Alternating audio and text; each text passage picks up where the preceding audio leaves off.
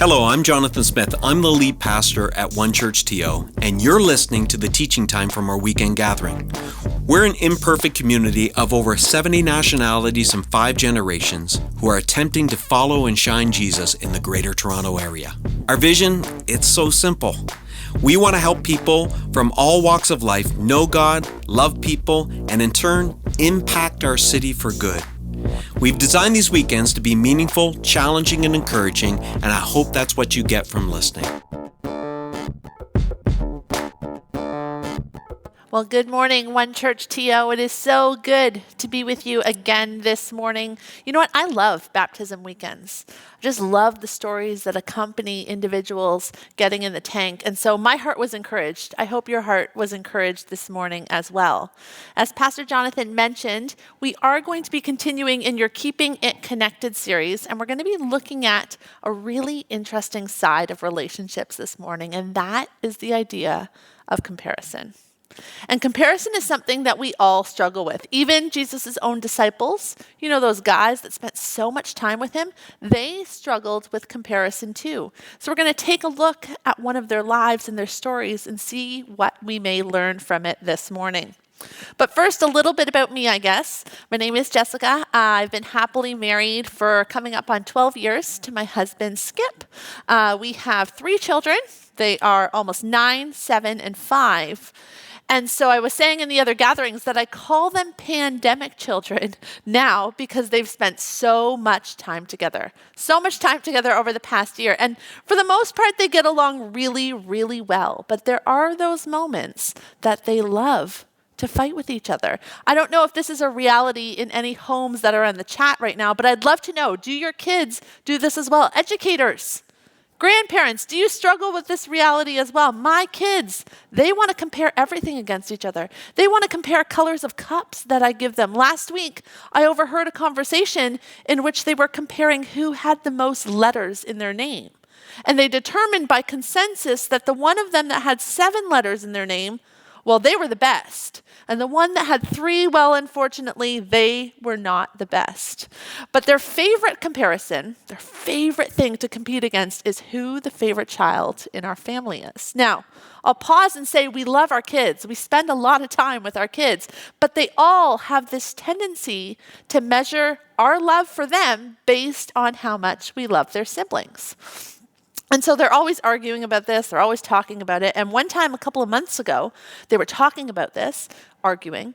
And I had what I like to call a parenting magic moment. Now, these are the moments in which, unfortunately, no one is around you. You might be at the park by yourself. You might be picking up a child. You might be in your home. No one, unfortunately, gets to watch the wisdom and grandeur of your parenting in that moment. But I had one of those. My kids were arguing about who was the favorite in our family. And I said, hey guys, no worries. I have a heart that is split into 3 very equal parts. And on each of these parts is one of your name. And so I love you all the same.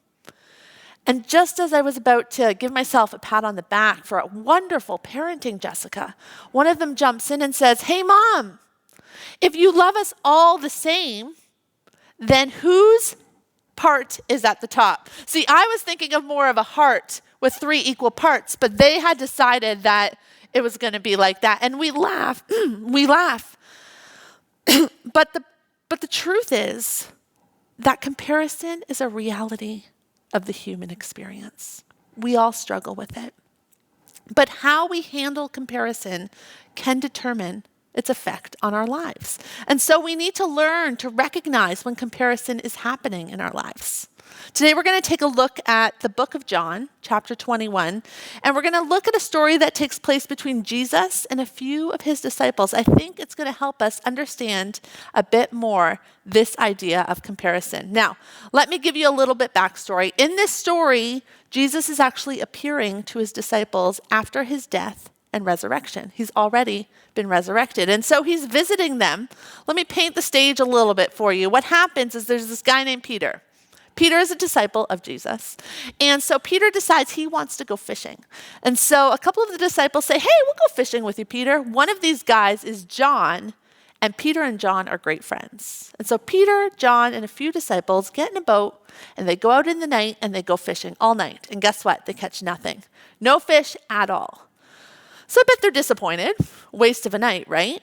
And so they pack up their boat and they head back to the shore, the Bible says, and they notice there's a man on the beach. Now, we know that the man is Jesus, but they don't know that yet. They haven't figured it out. And so the man on the beach calls out to them and says, "Hey guys, did you catch any fish?" They respond, "No, there's no fish in this water. Stay on the beach. Don't go fishing." And the man says to them, "Well, why don't you try throwing your net on the other side of the boat?" And for some reason, they listen to him. I don't know why. They've been out there all night. But they listen to this man. They throw their net on the other side of the boat. And the Bible says instantly it's full of fish, teeming to the point that they can't even pull it up on the boat. And it's at this moment that John notices something really interesting about that man on the beach. But pause for a second. I want to talk about John for a little bit. John's a really important person in this narrative, important guy in the disciples, but especially in this narrative. You see, John is someone who kind of walks around with a title, a subtitle. You know those type of people where they have their name big and bold, and then underneath it tells you what they do, what their credentials are, where they went to school, whatever. He's an important guy.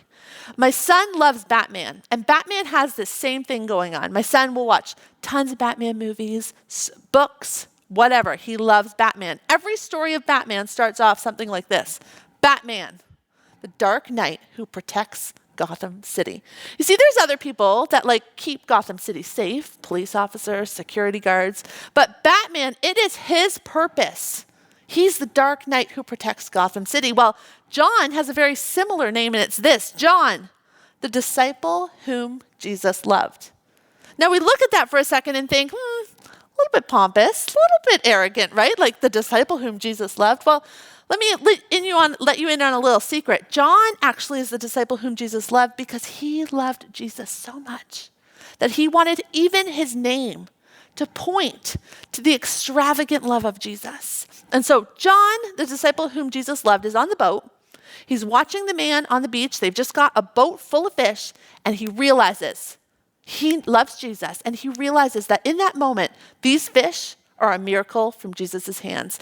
And so he's like, "Hey guys, that's Jesus." And the Bible says that the moment that he announces that it's Jesus, we watch Peter jump in the boat and run to get to Jesus before any of the disciples can get to him. Now, when finally the other disciples are able to haul the big load of fish to the shore, they meet up with John, and they meet up with Peter and Jesus. And Jesus asks them to come and have breakfast with them. You see, Jesus has a campfire going. He already has fish going on a pot, and he invites them to sit down and have breakfast with them. I imagine that it's a wonderful time. They haven't seen Jesus for a while. They're probably talking about stories, reminiscing, laughing, enjoying their time, when all of a sudden Jesus turns the conversation a little bit. He shifts it a bit. He looks at Peter and he says, "Peter, do you love me?" Well, Peter responds, "Of course I love you, Jesus." And Jesus asks him again, "Peter, do you love me?" And again, and 3 times, Jesus confirms to Peter, "Do you love me?" And Peter says, "Of course I love you, Jesus." And it's after this little exchange that Jesus asks Peter a very difficult question. So we're going to pick that up in John 21 this morning, starting at verse 18. It says this: "I tell you the truth. When you were young, you were able to do as you liked. You dressed yourself. You went wherever you wanted to go.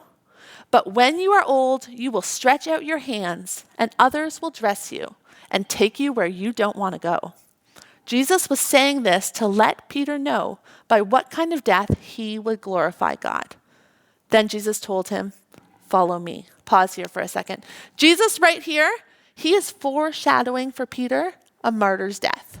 Now, whether Peter fully understood what that death would look like, I'm not sure, but Peter would have understood that he was going to die for his faith. So continuing in the text, it says, Peter turned and saw that the disciple whom Jesus loved, well, we know that was John, was following them. And when Peter saw John, he asked, "Lord, what about him?" Jesus replied, "If I want John to remain alive until I return, what is that to you, Peter? As for you, follow me.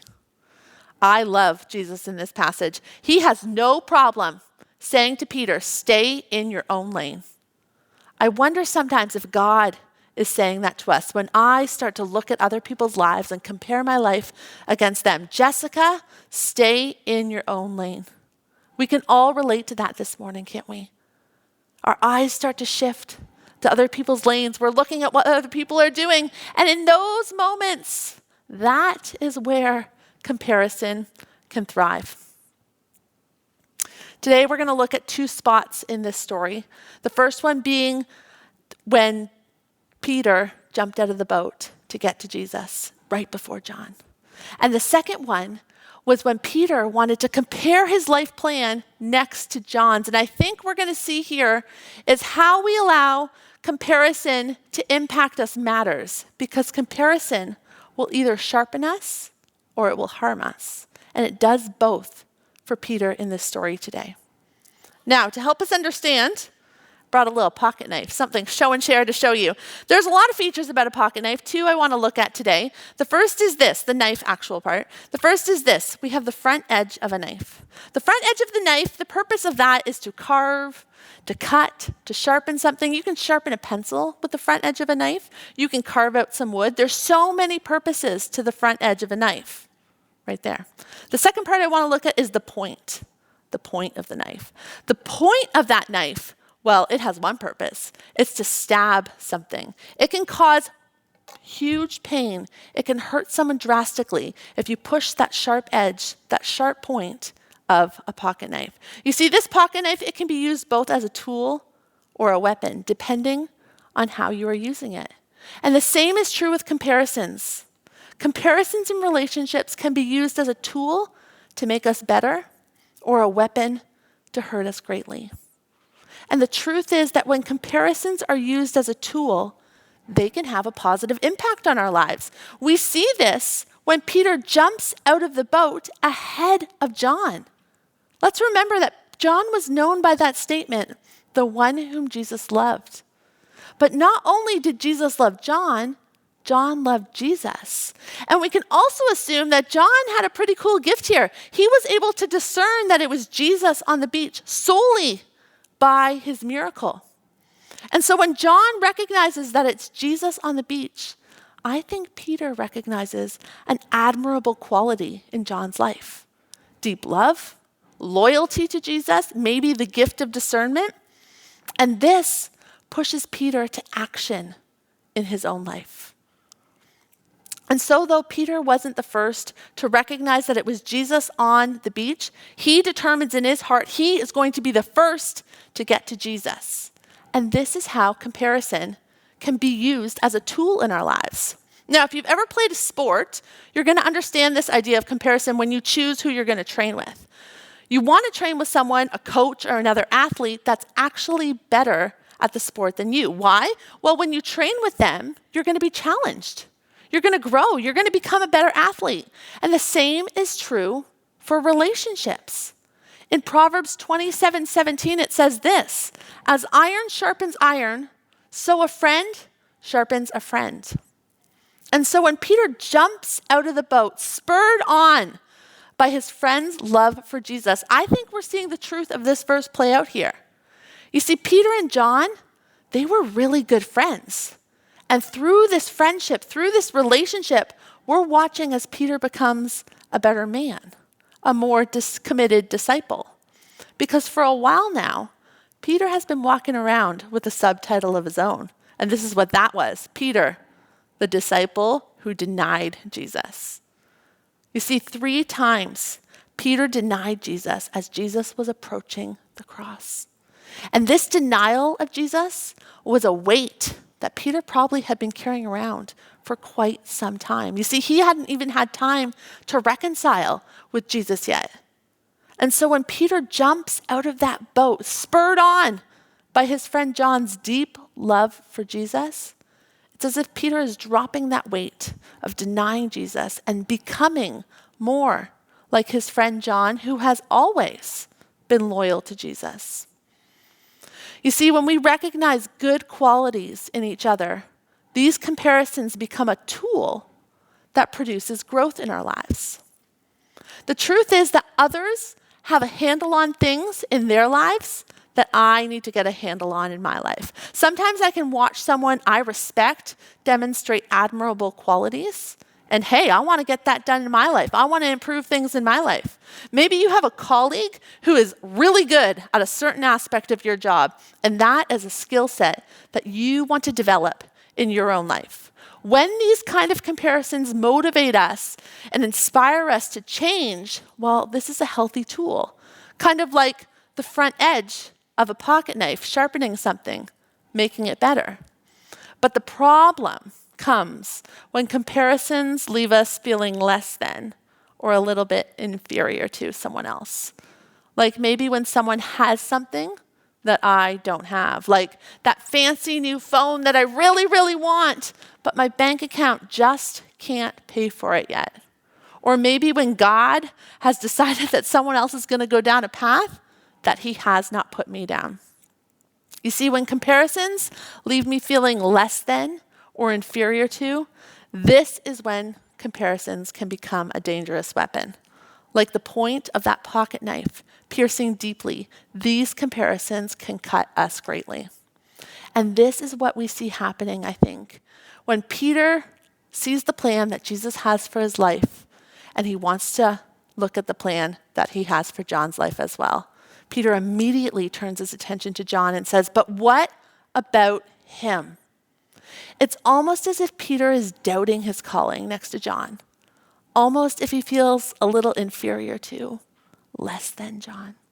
Almost as if Peter looks at God's plan for his life and determines, well, it must be lacking next to John's. The truth is that comparison kills when we measure our life against another. I'm sure we can all relate to this type of comparison. I can feel really happy with my life, content with the things that I got, grateful for my family, happy with the place that I live, until I measure it against someone else's life. And in those moments, my life can turn a little lackluster, maybe feel a little bit less than, maybe a little bit inferior to. And I think that's probably how Peter feels right here. Peter loves Jesus. Peter wants to follow him. But when Peter looks back at John and remembers how much John is loved, how good John has been, I think he questions it all. It's a bit like my kids sitting around the table arguing about who is the favorite child. The truth is we love them equally, but we love them in very unique ways. My relationship with each of my kids is so different.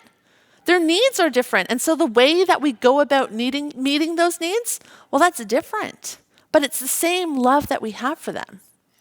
Now, one of them might receive more discipline in a particular season, or for one of them, maybe a whole lifetime. We might spend more time with one of them based on their needs in that season. Sometimes we spend more money on one than the other. For example, at Christmas time, based on their wish list, we spend more money on our kids based on the other. But all of them always receive good gifts from us. This last Christmas, one of our kids, we purchased a microscope for them. They love science. They love figuring out how the world works, how things connect together. We knew that they would love this present. And so we went to the store and I remember grabbing it thinking, oh, they're going to love this so much. Another one of them, they had an expensive piece of technology on their wish list. And you know what? They also had a need for it. So that's what they opened up on Christmas morning. And then another wanted a specific toy. And you know what? I found it secondhand. And so I purchased that toy. And their eyes lit up the most that Christmas morning. Now, all three of these presents were worth very different monetary values. Yet all of them were bought with care, hand-selected for children who are deeply loved. Now today, this morning, we could take those gifts and we could compare them based on their monetary worth. We have a microscope, some expensive piece of technology, a secondhand toy. One kid would obviously be the winner. One kid surely would be the loser. But measuring these Christmas gifts based on their monetary values would be like pushing the point of a pocket knife against something. It would cause so much unnecessary harm because that wasn't the purpose of the gifts. These gifts were chosen based on the uniqueness of these children who are loved. They were given with care by parents who loved them so greatly. And the same is true with God. He does not give us all the same things. My gifts are different than your gifts. Your abilities, I guarantee it, are different than my abilities. God may have designed you with great empathy, so you're able to go and sit with people when they're brokenhearted. That's a gift.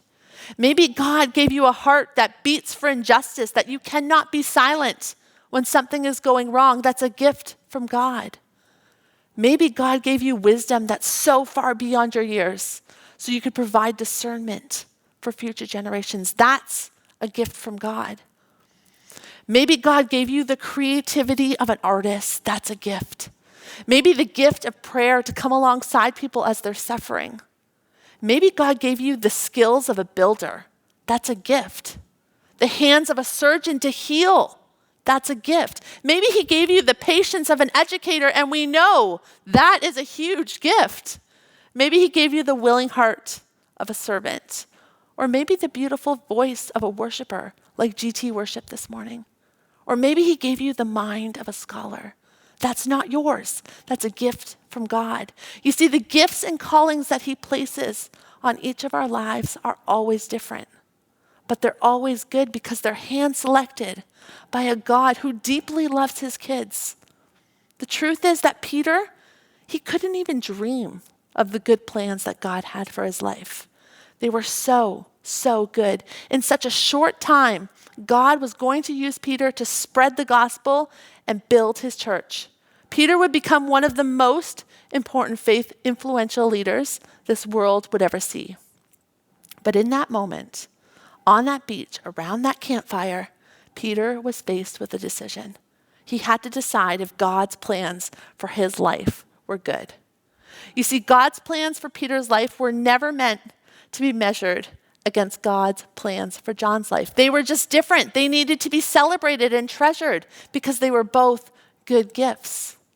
And while comparison can sometimes be used as a tool to help us grow and make us better, when we use comparison to measure our lives against another person's, it will always harm us. God had a different plan for Peter than he did for John. Just as the gifts that God has given to you are not better than or less than the gifts that he has given to me. They're both just different.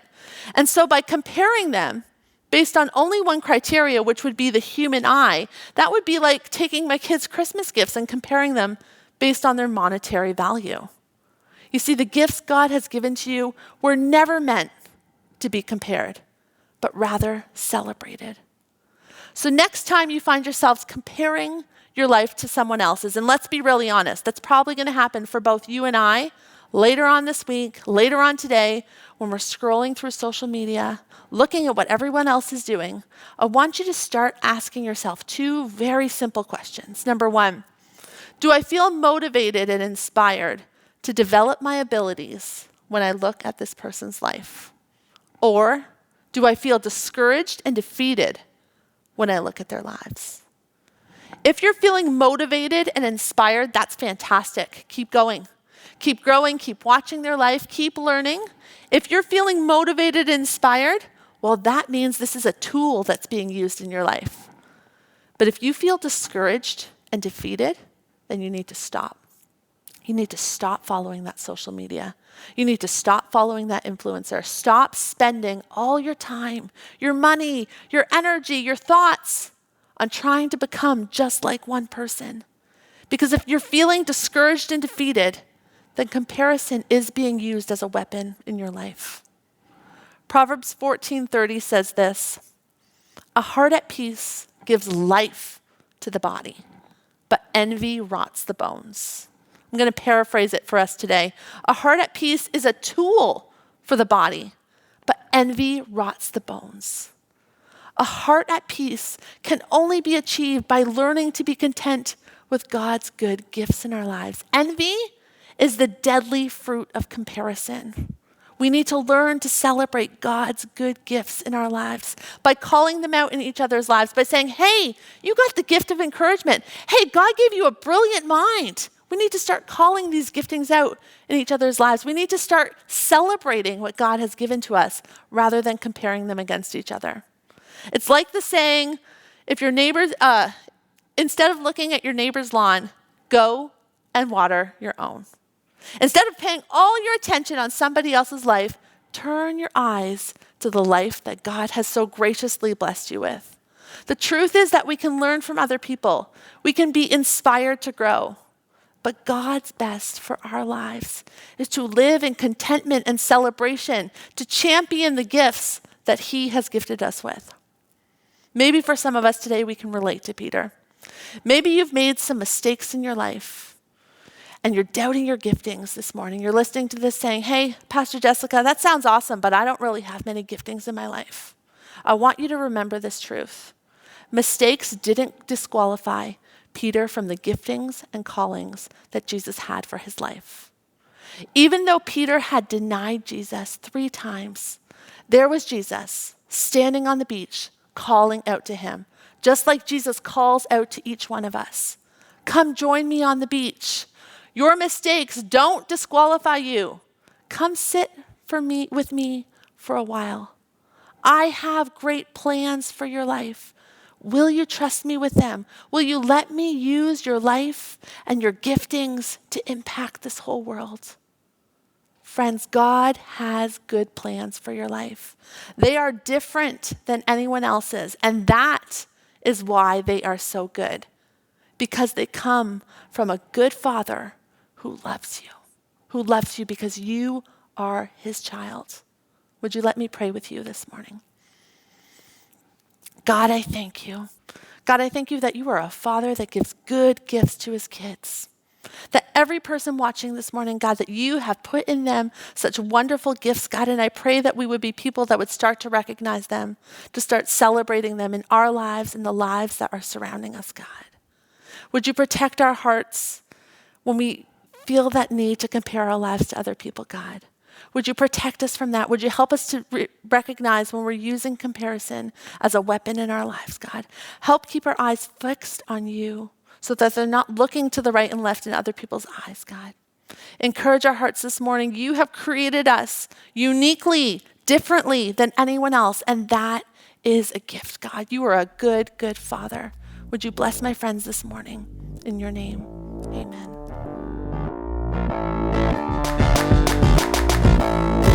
Thanks for listening. If you found this helpful, we hope you join us at one of our campuses if you're in the GTA for a weekend gathering.